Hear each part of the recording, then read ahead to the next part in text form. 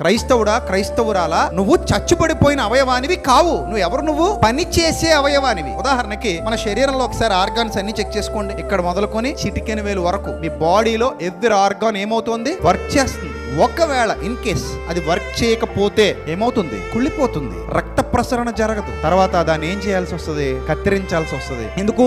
దానికి మెదడు నుంచి వెళ్లే సమాచారం వెళ్ళట్లేదు, కట్ అయిపోయింది ఎక్కడో, అంతే. ఇంకది ఉన్నా లేనట్టే నిరుపయోగమైన అవయవం అయిపోతుంది. అది దేహంలోనే ఉంటుంది కానీ ఆ అవయవం వల్ల దేహానికి ఏ ఉపయోగం ఉండదు. ఇక్కడ ఉన్న ఏ అవయవం అలా ఉండకూడదు. That is Christianity. సంఘం అంటే అదే. అరికాలు మొదలుకొని నడినెత్తి వరకు ఏ స్థితిలో దేవుడు నన్ను పెట్టాడో తెలియదు. నేను ఎందుకు ఉపయోగపడగలను నా తండ్రికి తెలీదు, కానీ నా తండ్రి నన్ను నియమించుకున్నాడన్న సంగతి నాకు తెలుసు. నా తండ్రి నన్ను బలపరిచాడని నాకు తెలుసు. ఎన్నికలేని నన్ను ఎన్నుకొని నన్ను నడిపిస్తున్నాడని నాకు తెలుసు. అందుకనే నా తండ్రి కొరకు నేను పని చేయవలసిన వాడనై ఉన్నాను. That is my responsibility. గుర్తుపెట్టుకోండి అందరూ కూడా.